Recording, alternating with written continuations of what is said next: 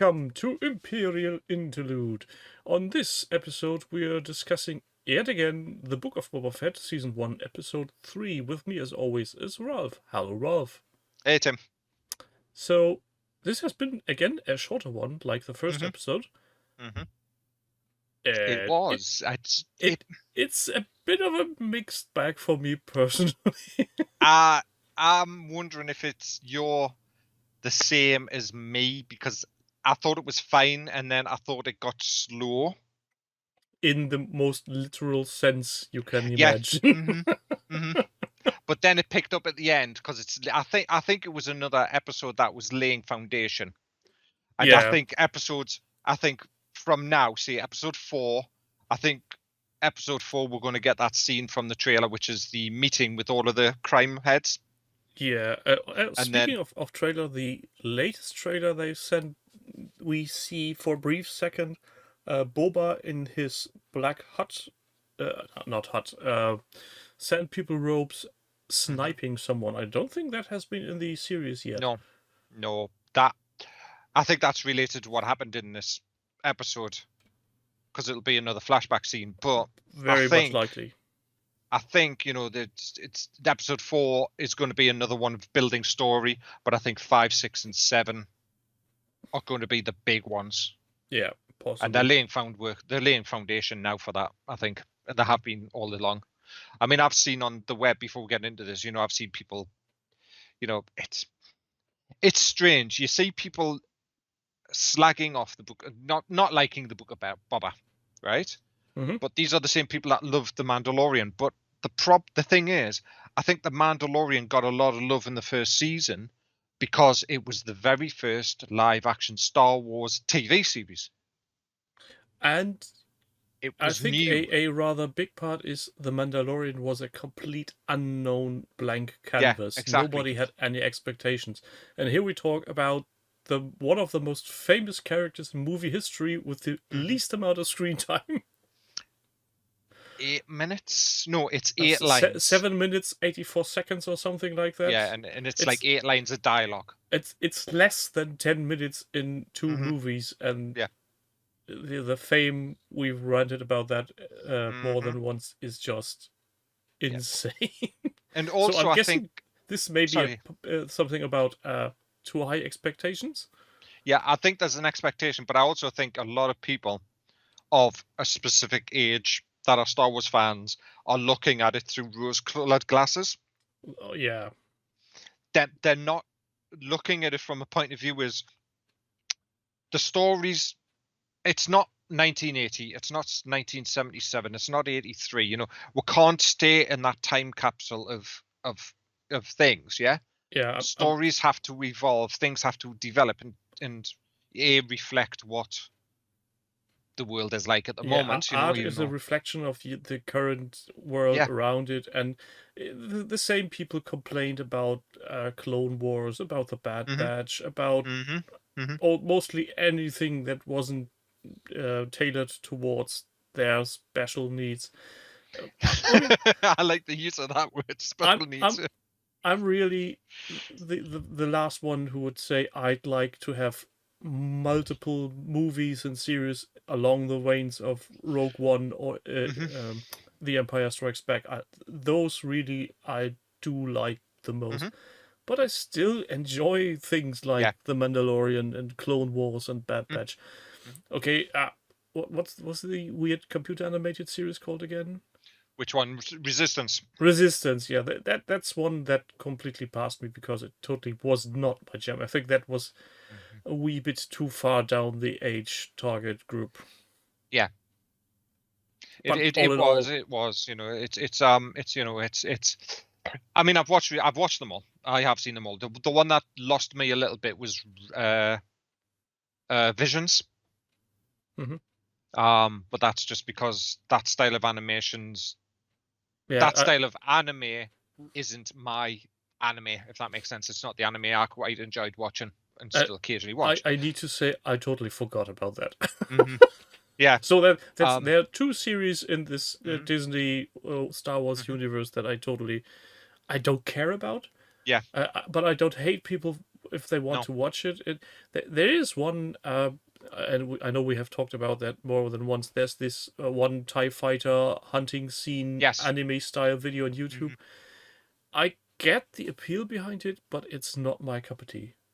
No, it's an interesting thing, but it's just where people are bagging and are basically pounding on Book of Boba.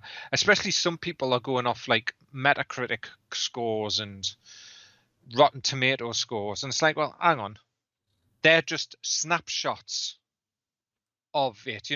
There's a chunk of the Star Wars fandom that will love Book of Boba. Yeah, yes, there's going to be the vocal minority again, and that's the problem with all fandoms at the moment. It's that vocal minority. People have got too much time on their hands, it feels. I mean, I've got, and I'm just busy rewatching the making of season 2 of the Mando. And before we get in the episode, just had Robert Rodriguez on, and then it's Gina Carano there, happily talking about her experience and loving working with these people. But then there was the vocal minority that got her removed because of her political views, or the views did not match up with their own. Yeah, because she's a person that has her own political opinion. I mean, I get it. If there's somebody being a child molester or something, you need to get rid of that person. But for someone just simply going, yeah, I vote for candidate A, and these are my views. Yeah, it's. Yeah, but we talked about this to bits. We've talked about this a lot, and it's just it just reiterates coming back to the people, the commentaries on the Book of Boba and all of that. Like, I want more action, I want more this, I want more that. Boba Fett shouldn't be talking enough. He shouldn't be taking his helmet off. Well, why wouldn't he? Yeah, exactly. And that was from two of the one of the creators of the costume, the creator of the character with George. George hasn't said anything, but these are the and I think the vast majority of there's the people who are commenting on it are the ones that are like, I want to be in the news. Yeah, if that possibly. makes sense. I want my 15 seconds of 15 and my another 15 minutes of fame. Yeah, whatever. Yes. I'll sit and enjoy and watch it, and when things are slow, I'll say they're slow, but it didn't damage my enjoyment of it at all. It didn't pull me out of the story, and that's what it's all about. Fair, if the Mandalorian or Book of Boba wouldn't work financially, if there wasn't enough uplift in numbers for Disney, they wouldn't care. They would just can it. Touch it. Yeah, they wouldn't have touched it if they didn't think there wasn't an audience for it. Yeah, and if they would see a drop of interest and it wouldn't be any financial viability within it, they would just say, yeah, okay, this is the last season. Say goodbye. Yeah, because we don't know what's happening with it. We know it was supposed to be a one and done season anyway, but like Kenobi. But we know that Boba and Fennec and the characters that are setting up that we've seen so far will probably show up in other Mando universe shows, because we know they're planning on having the Mandoverse pretty much. We've got Ahsoka coming, we've got Rangers or a version of Rangers coming. Have a complete timeline between Return of the Jedi and what is the sequels to fill in up until about beyond Aftermath books, actually, isn't it? Because Cobb Vanth was in Aftermath, so yeah. Anyway, should we start at the beginning of this episode? Yes, I think we should. So it opened up with a Boma monk screaming across again. Well, that's the scene I think that we saw from the trailer, with the Boma monk scurrying across the sand, didn't it? With then Fennec, and then it sort of, and then it cuts into the 8D8, which is the droid, which is the torture droid, of course. Sort of briefing the crime boss and his underboss, but Boba and Fennec, sort of about having an R2 unit in the background projecting a holographic image of what is Mos Espa. Yeah, and then of course what I thought was quite amusing, sort of, is that he said the droid wouldn't speak Jabba's name. It was Yeah. almost like the Voldemort. Jabba's the Yeah. Voldemort of Star Wars. He who shall not be named, he's dead. That can't hurt me. Says Boba, sort of thing. And it's Well, basically them showing him doing the whole this is controlled by this crime boss, this is controlled by this is controlled by this. So we get to see the structure of Mos Espa. yeah. So basically, the city isn't under one control, but I think it's No. 4 segments. 3: Trandoshans, Aqualish, and Clatoons. Yeah, and the Clatoons? bit that Bib Fortuna still held on to. Yeah, well, Bib was playing them off. Well, Bib was relying, from what was the droid said, was relying on the relationships, and then just unstable alliances or something. Yes, yeah. But that makes 4 sections basically, if I'm not mistaken. But no, it was divided among the 3 families, and Bib was overseeing the 3 families. Oh, okay. So they would pay Bib the money, and then of course he was then lining the pockets of the mayor. Yeah. And then in that scene as well, we get Fett asking about assassins, and Fennec explains that the mayor has no power and believes somebody else is behind it. And should she ask, and he sort of says wait. And I think that foreshadows later in the episode what we know. And then a little time later, we get the Gamorreans coming in, and a watermonger from the workers' district coming in. Yeah, and he's. I didn't know that people could be that weird with words in Star Wars. Well, he's the guy who was playing him is a comedic actor. He's quite famous. The gentleman who's playing him, I think, when I looked at him. Just trying to bring up the actor. It's not mentioned. It felt to me a bit like you remember the original Star Trek series, the guy that sells the tribbles. Oh yeah, yes. Serrano Jones. Serrano Jones, I think, like that. But yeah, he's. I wanted to shoot him in the face, to be honest. He was like. Or Henry Mutt from the original series as well. Yeah. It was like he just seemed a little bit too. I thought he might have been a bit of a plant of sorts. Just seems off. He just seemed off. Something about him just didn't seem right, if you know what I mean. Yeah. But then he explains, that the streets have turned into chaos in Mos Espa, and some violent gang that are enhancing themselves with mechanical things to terrible things. And if Boba could just get rid of them, then he would be able to double his not bribe. What's it? Tariff possibly, or stipend. No, well, dang, they had one word. I'm just bringing up the episode. It's not bribe, it's not share. It's payment. It's basically a payment of protection. Yeah, it's a payment, but they had a very special word for it, which is oh bloody hell. It's not in the thing. But he also, part of the episode at the beginning there was about Fett's lack of how people don't see Fett as a threat. Yeah, I think it's the word. So really. So anyway, he sort of dismisses him, and then tribute.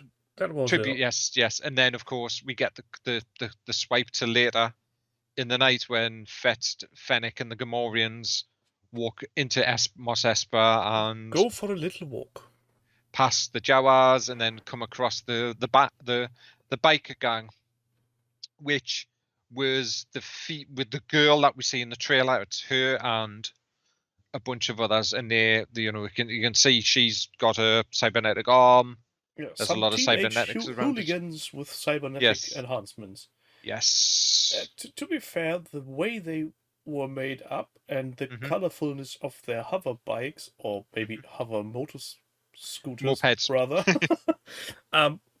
I thought they looked a bit out of place and would be more fitting for something cyberpunk, but I guess that's totally intentional.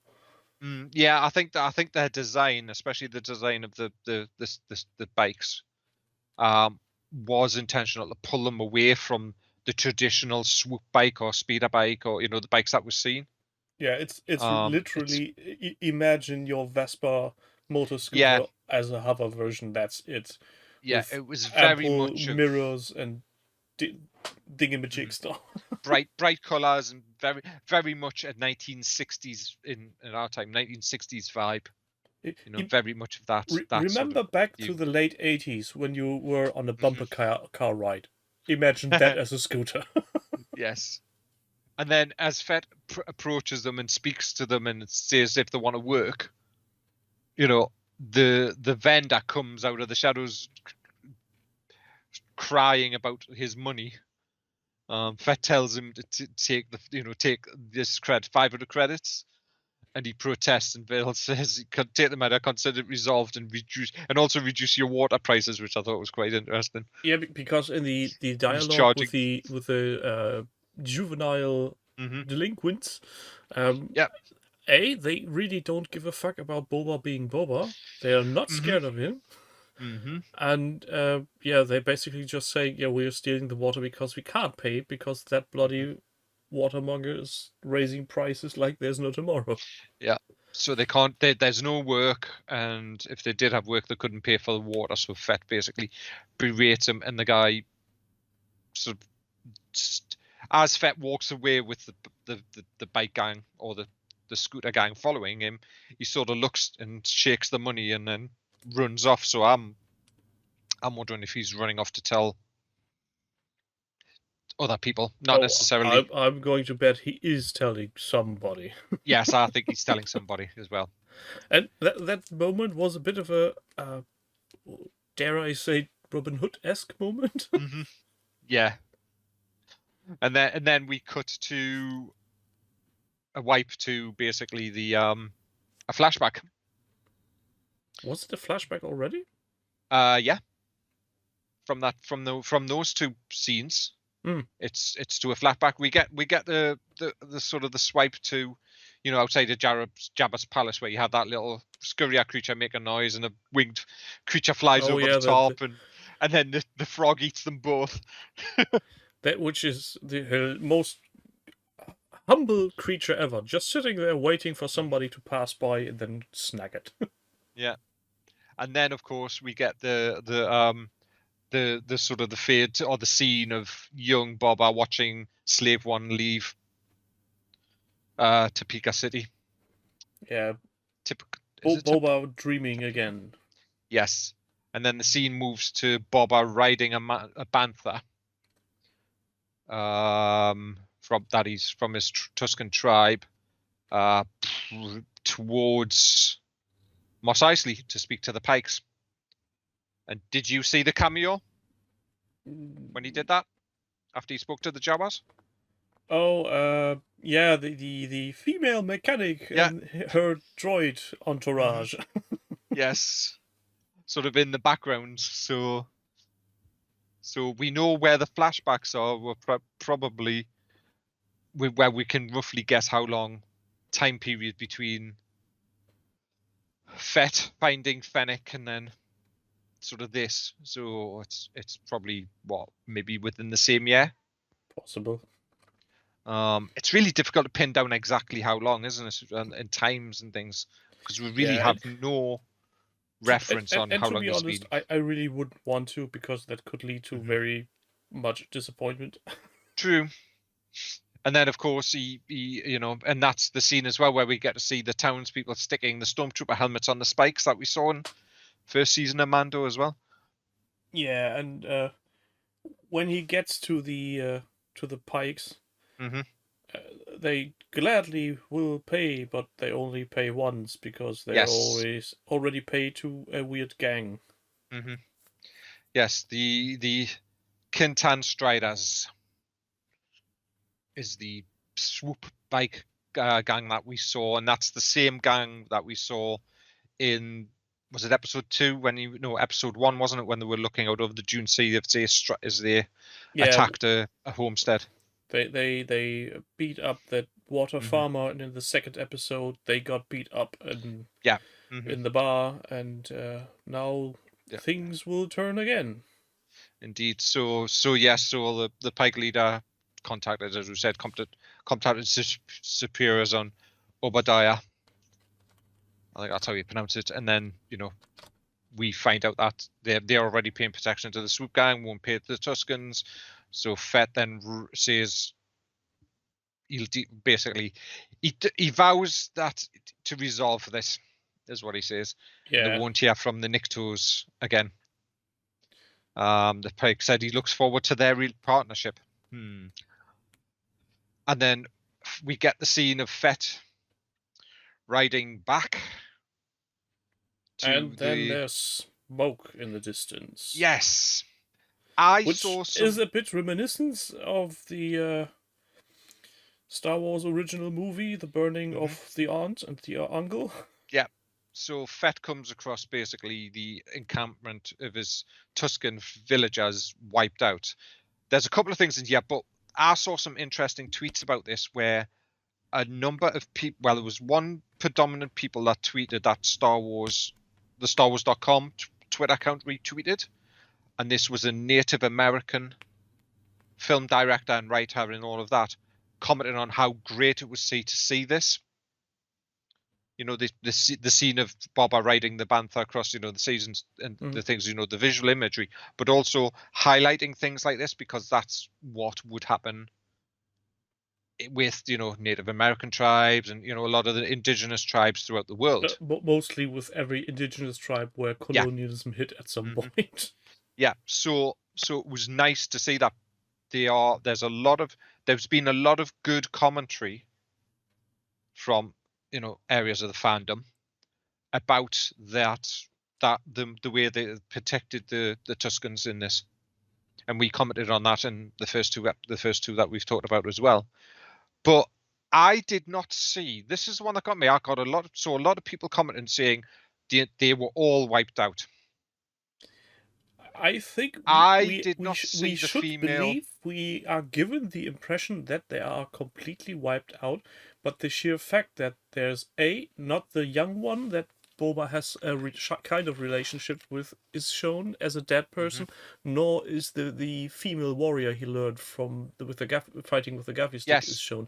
The only recognizable character that we are shown is the chief. Yes. So I'm guessing. And I will support this guess with the sheer fact that the amount of corpses he's burning is very low. Yeah. I'm guessing they have been taken hostage. Either hostage or they weren't there when it happened. Yeah. Though if they were there, I guess they would have been back by now as well for some. Maybe we don't know. But I like the main one that for me was we didn't see the female Tuscan that had been training him. Yeah, and the boy. I guess if they really wanted to take home that the entire village is dead, they would have shown the dead boy. Yeah. But then that's where we get the scene as well with this destruction of this village. We see the Nikto, the Kintan Strider symbol. So we get that strange looking tick. I was going to say check the mark. Weird gang sign is back again. And then as Fett does the respect of cremating the dead and shows respects, the image shifts from to almost like a TV screeny color, like we're cutting out of the flashback to modern day, and then the Bacta tanks popped open, and we basically get to see a Wookiee go batshit crazy. Oh, I think he was just going for a hug. But we get to see how dangerous that Black Krrsantan is as a character, which I thought was really was like, okay, so he's pulling Boba out of the Bacta tank, throwing him around like a toy. He takes a gaffy stick to the back and is still fighting. He gets stabbed in the back and is still fighting. It's like, okay, Right. Yeah, he has some Taker qualities. Yeah, it is pretty much how the character is portrayed in the Dr. Aphra comics as well. This is the same character, for people who don't know, that actually has worked with Boba before, because Dr. Aphra's set, I think, after episode 3, if I remember correctly, and has fought Kenobi and worked with Boba and has had dealings with Lord Vader as well, same as Boba. So it's interesting, but yeah, he just basically goes to town. The youth, at one point, like I said, he's still got the gaffy stick in his back. Yeah, at that point, the young crew that conveniently has been hired just earlier in the episode jumps into the room and tries to defend their new master with varying results. Yes, and then he charges the 2 Gamorreans straight down the. But I missed the one off where he actually bites Boba's hand as well. It's like, and he's got those electronic knuckle dusters as well. Yeah, the charging power glove. Yes. Yeah. So basically, the Black Chrysanthemum is laying trying to lay waste to people, and as the odds seem to start stacking against him, mainly to do with the bodies, I think he was trying to make his escape. That's why he charged the 2 yeah, and then he's getting cornered in the throne room, surrounded by the younglings and the Gamorreans, and then Fennec turns up. Fennec comes and just drops him. Yeah, literally. She tells him to stand back, and we get what we all know is going to happen. Fennec popping up in basically the trapdoor to the Rancor pinch. Trapdoor. Yes, exactly. So we get the grass dropped into the. But he doesn't fall completely. Exactly. Which I find was a very subtle nod to say, yeah, he isn't going to give up that easily. No. So it was the whole he reaches out with one hand, grabs the edge of the floor, or the trap where the trapdoor drops out. So Fennec pulls out that dagger that she has built into a little throwing dart, in the hilt of a gun. Yeah, and then basically spikes him in the hand, and he lets go and is trapped in the Rancor pit, growling unceremoniously, not happy. Again, somebody in the Rancor, and still no Rancor. What? Still no Rancor. Yeah. I know. This is one thing people were probably looking forward the most, having a Rancor in that pit. So later it cuts to them having Fennec and Boba having a meal where there's a lot of food. That's more a feast for 2 than a meal, because the table is so full of stuff. But what's interesting is this in this scene, this is where the first time we actually get, even though everybody knows who the Wookiee is, that's Red Dr. Aphra, he actually gets named. Fennec is the one that says Chrysanthemum. She just calls him Chrysanthemum. She doesn't say Black Chrysanthemum, which is what he's known as, or BK, and there's lots of different names for him. But then we get them talking about, what their next move should be. Should they wait? And Fett replies that, he needs to respond because everybody's watching and waiting for him to do the next move. She advises to eat something. Then, we get the Fennec sort of, shows Fett to show his hand, but Fett replies that these are huts and that waiting them will only give them an opportunity to strike again. And as they're busy talking amongst each other, the droid interrupts and says, the twins have arrived with a gift. This is where Fennec sort of gives him a look. Irritates everybody, including me as audience. Well, why would they do that? So we get a scene of the Hutt twins being carried up to Jabba's palace. It's like, come on, I know you're Hutts and you like to be carried everywhere, but Jesus, those bearers are probably killing themselves. There's probably a litter of bodies as they. Yeah, they might have some in reserve. Yes. And then, of course, and What's then, your designation? Spare tire number 2. but then the Hutts actually say they've come to apologize and basically say that, yes, they said Chrysanthemum to kill him, but they then offer a gift for restitution for this. And the gift is Machete! along with A teeny tiny cuddly toy, a rancor. yes, which I thought was really cool actually. Yeah, It was and, nice and to see. having Danny Trejo. Danny Trejo as a rancor trainer is I really would be hard pressed to think about any other iconic character. Actor, yes. It was like, is that Danny Trejo? And then when the thing's over, yep, that's Danny Trejo. Oh, we know who's directing this episode then, don't we? Yeah, For people who don't know, it was Robert Rodriguez who directed it. So, and Danny Trejo's worked with Robert on vast majority of all his films. So yes, is sort of thing. So we then we get the Hutts and the Hutts gifting Jabba, gifting a rancor to Boba, but then they say that they're leaving basically the Tatooine. Yeah, Tatooine is a worthless rock. Or something was the wording. They explain that they were lied to since Jabba's territory was promised to another criminal syndicate. So it's not just the Hutts who wanted the territory but were lied to about it. There's somebody else laying claim to Jabba's territory. And I'm guessing it will be the Pikes. Well, this is something to discuss once we've gone through the episode, but I think it's something else. Okay. And then they turn and leave, saying that they're going to return back to Nal Hutta because war is bad for business, says the sister. When Boba offers the Black Chrysanthemum back, they say sell him back to the basically gladiators. They've basically washing their hands of Black Chrysanthemum. We don't want him. You can keep him. Yeah. So then we get Boba basically after the Hutts have dispersed or returned wherever they're going to their ship, turning and letting Black Chrysanthemum go, and warns him not to work for. I can't remember the exact name of it. It's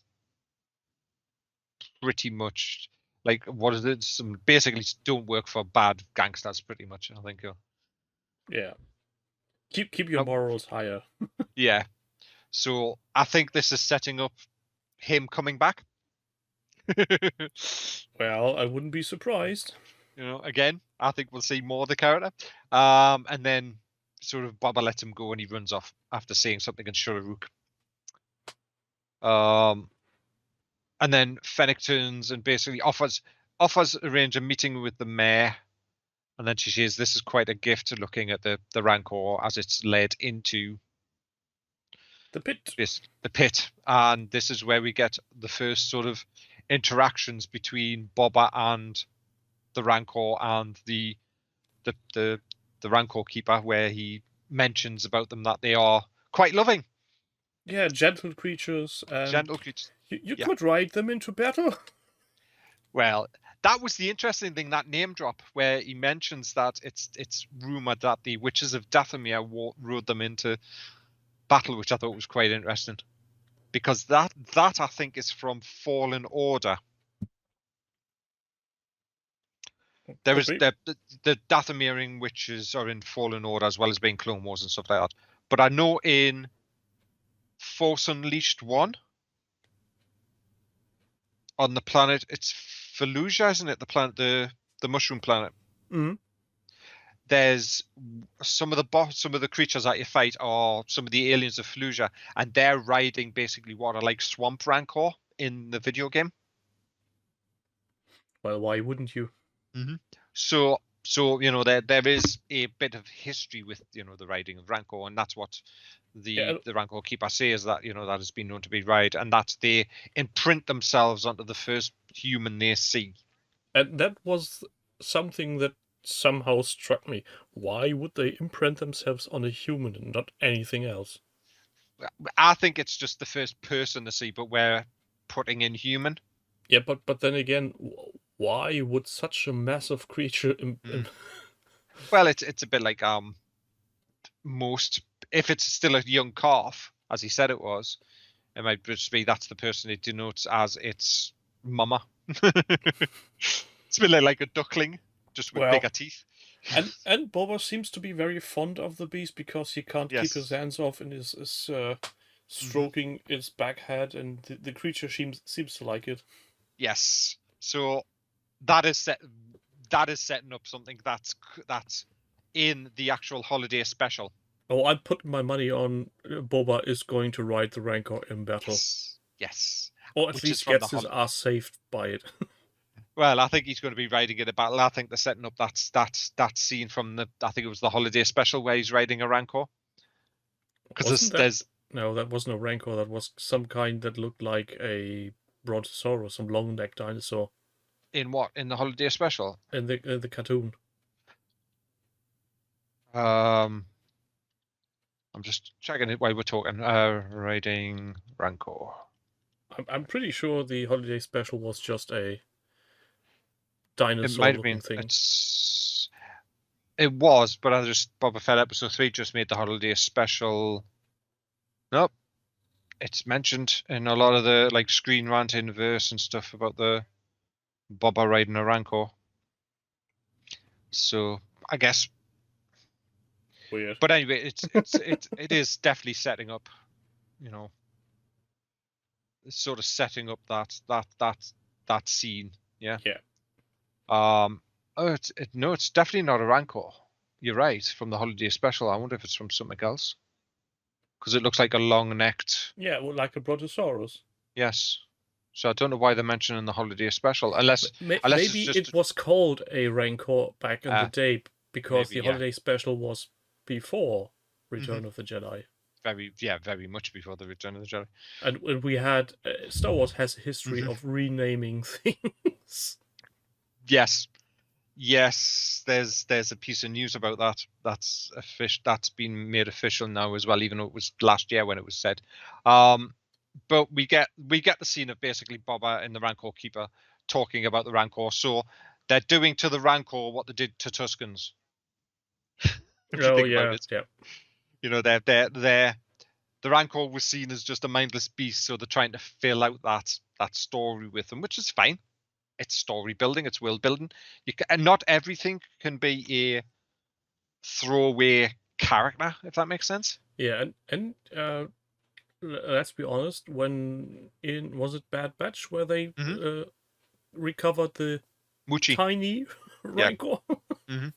Oh, that again was already a very tame beast. Yeah. Well, it was a young calf that was denoted to to Jabba, wasn't it? So yeah, you know, so yeah, it's the same. That's who I thought it was actually. Well, I thought it might have been a bit too much on the nose.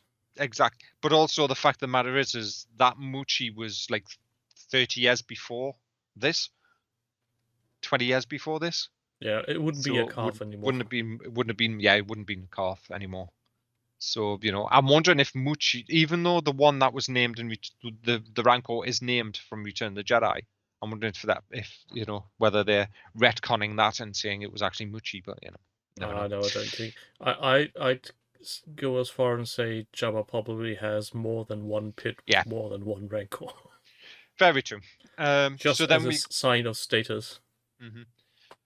As Boba is sort of making, you know, coochie with the Rancor, like, he's a good boy, he's a good boy. Yeah, I literally waited for something along those lines to happen. Yeah. The droid interrupts, saying that the mayor's office says he's not available for the next 20 days. Which pisses him off a bit. Which annoys Bet, so he tells the droid to tell Fennec to suit up, they're not going to wait. And the Rancor Keeper then reassures the Rancor that Bet will be back, because we get the side glance from the Rancor. So, yes, Dad is coming back. I was going to say Din Djarin had Grogu. Boba has a Rancor. Yeah, pretty much. And at that point, when the gang shows up at the mayor's office, Mm-hmm. I thought they somehow, well, they did it one way in the first episode. Why would they do it differently now? If you What do you know mean? what I mean. Because in the first episode it was just Boba and the. Yeah, but basically, when the Twi'lek guy comes in and Mm-hmm. starts telling them they can't see him, they just walk past him, and now they wait and give him the chance to move and close the door behind him, Yeah. which felt a bit This weird. whole back end from after the Rancor bit just seemed to slow. It did feel a bit, literally. But we Yeah, get the major domo basically saying, he's you can't see the mayor unfortunately, and then Fennec steps forward and threatens him. So he says, I'll just see if he's available and move some things around, yeah. and then he Maybe I disappears in. can rearrange some Yeah. things that are not so time sensitive as Mm-hmm. your is. Yeah. Mm-hmm. And then he moves into the room where the mayor is, and the door's locked. Locks the door. So Fennec pulls the knife out. They break open the lock. Saying, of course, he's not there. He's done a runner, which I think was pretty obvious. Yeah. There's certain beats in a story and there's certain plot things. It's like he's going to do a runner as soon as he went in the back. It was like, yeah, he's off running. Yeah, since they didn't walk past him and they didn't find the mayor, there's going to be some kind of chase scene coming up. Yeah. Yes. So we get them running out as we see the Major Domo in a land speeder heading away, and then is it Fennec sends the youth after him? Yes. So she says, "Get after them," Yeah. and we get a leisurely stroll through Mos Espa. Yeah, I guess they would wanted to call it a chase scene, but boy, were those slow. It seemed very slow. It did. I know I complained more than once that when movies and TV series do too many cuts too quick, and that's annoying me. But this was like a comedy chase. There were actually people driving very slow scooters following an old lady in her walking stick. It was horrible. It was slow. I did like the nod to Ralph McQuarrie though in it. There was a the scene where the in the chase where the young biker drives through a pitcher. Yeah. That was a piece of Ralph McQuarrie. I've got that piece of art. That was even more on the nose for comedy than that had any right to be there. It was pretty much. It did feel very, very. It didn't pull us out the story, but it just felt like it slowed the pace. Yeah, and it did. And I thought the pace was all right. I mean, it did dip a little bit here and there. Yeah. The complaint, as I said, people have got about it is we want action, we want lots of action. Boba should be, shooting things left, right, and center. No, we're going to get to that. I can see where they're going, but this just did feel like it pulled it out just down slightly. Yeah, and the only reason the picture scene made any sense is if you come to think of it, most of the clear through surfaces could possibly be much harder than a painting. True. But then this way they again mangled Jabba the Hutt. Yeah, exactly. But then of course we get the inevitable Major Domo crashing, or being caused to crash by Drash, is the character's name, the female biker. Yeah. So during the very high speed slow mo chase scene, various members of this biker gang use their bionic enhancements to tear little pieces of the speeder from the Major Domo, but nothing really seems to be serious.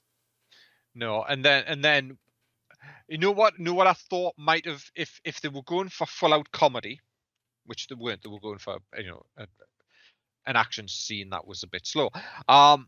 they should have had him crash into some bantha poodoo, like Back to the Future. Yeah. I guess that would have been even more on the nose than again, but Yes. Yeah. So anyway, basic, the mess crashes and basically tells, and then as the bike gang are moving towards him, we get the dunk. yeah. So Boba could have probably done that all the time, just flown over the top he of him was and just shot. looking for an proper opportunity to drop in. Yes. And basically we find out that the basically the Major Domo lets slip, or not so much lets slip, is basically says that the mayor is working with the Pike Syndicate, or the Pikes.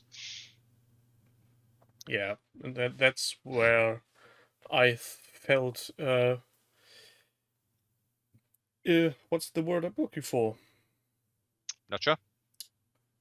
When somebody is agreeing to what you're saying and is supporting your argument, that one. Yeah.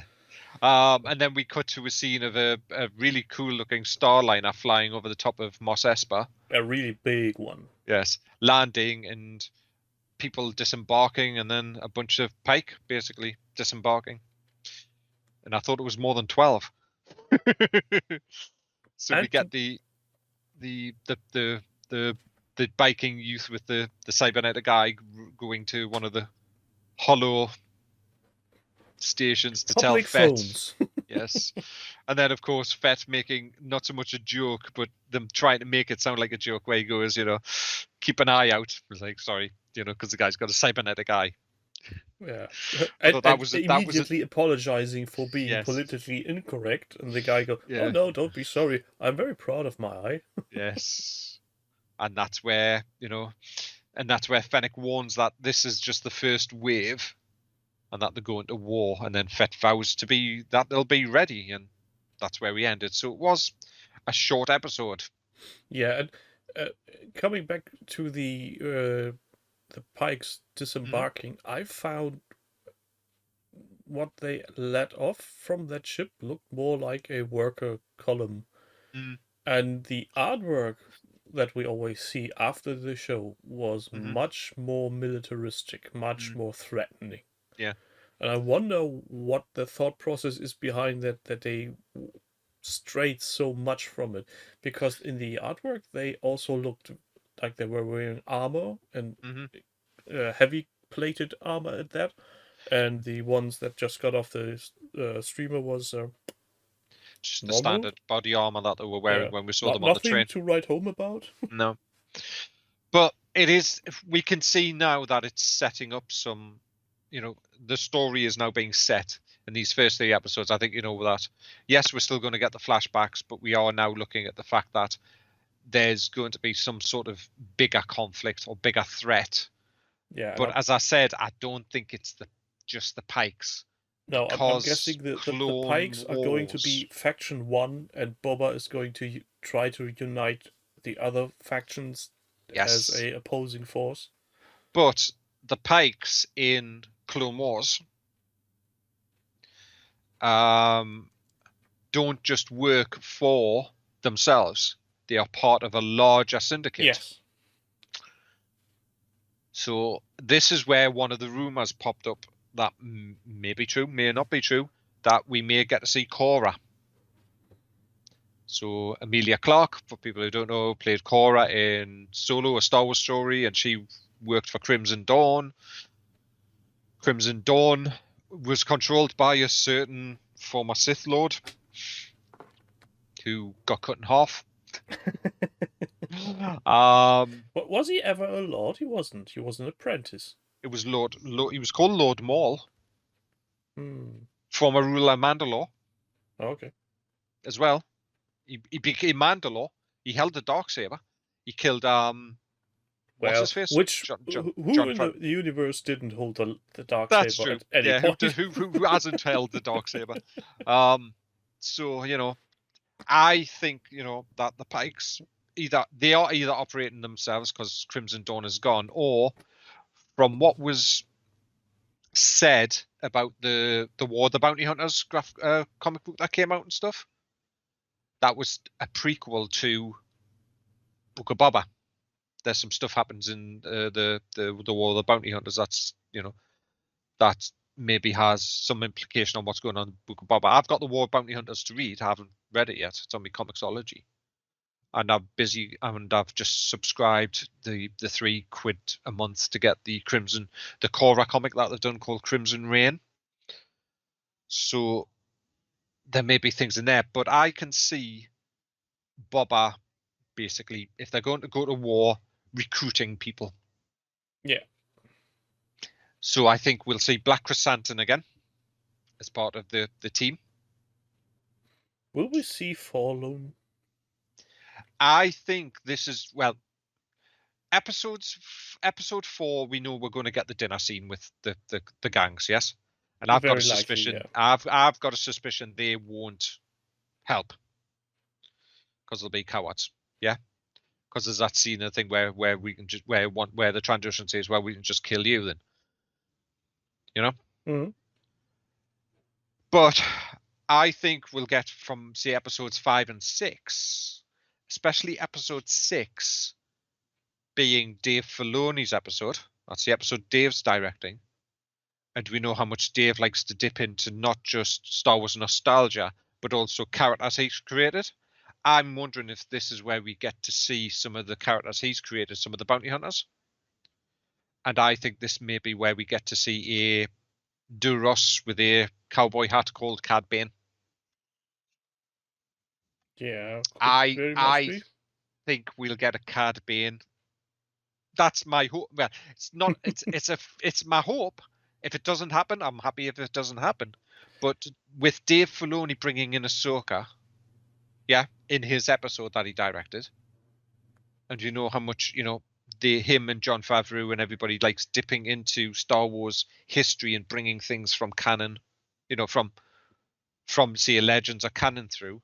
I think we may get some. I think we'll get some cameos in from other bounty hunters, and I think it'll be like the Magnificent Seven. Yeah, that's pretty much it.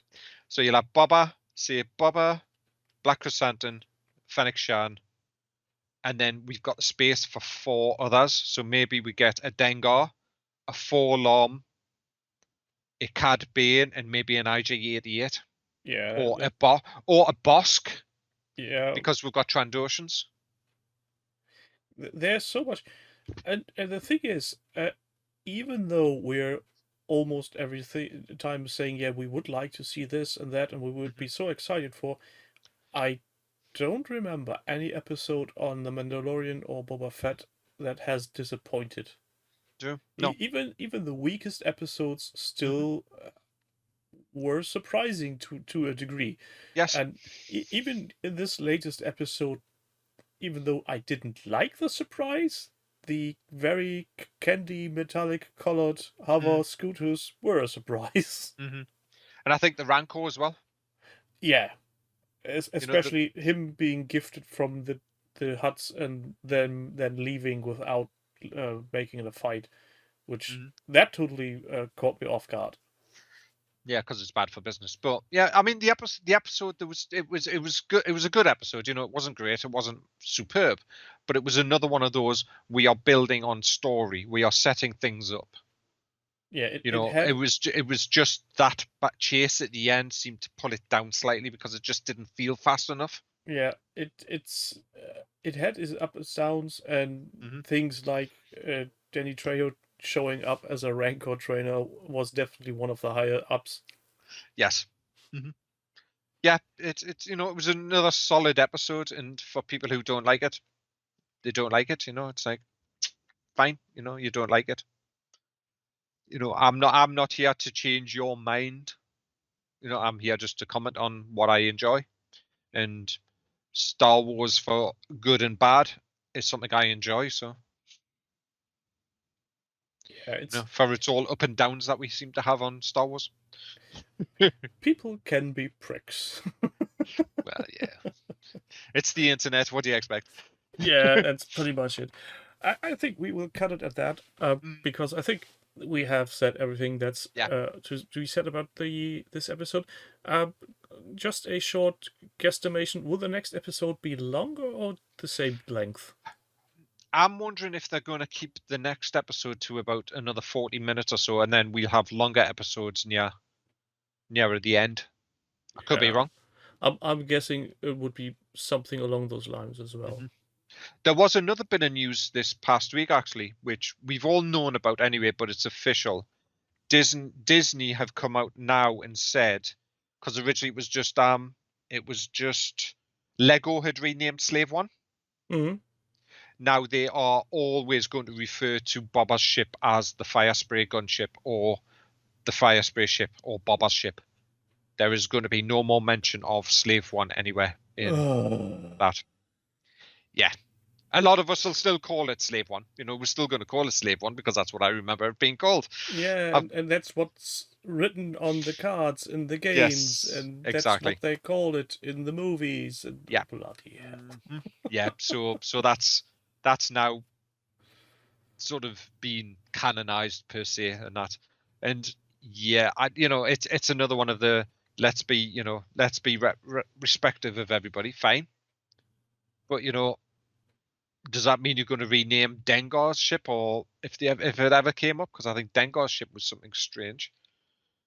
Something along the lines of something like that, and even Bosk's. Well, Bosk's was the Hound's Tooth. Yeah. I could look it up, but I'm too lazy now, and I just want to cut this short today. Yeah, it's Pushing One. Sorry, was Dengar's ship. But, Punishing One, yeah. Punishing One, yeah. Thanks, Ralph, for being here. Everybody out there, thanks for listening to us rambling. We will be back next week, given that there will be no technical difficulties. Bye.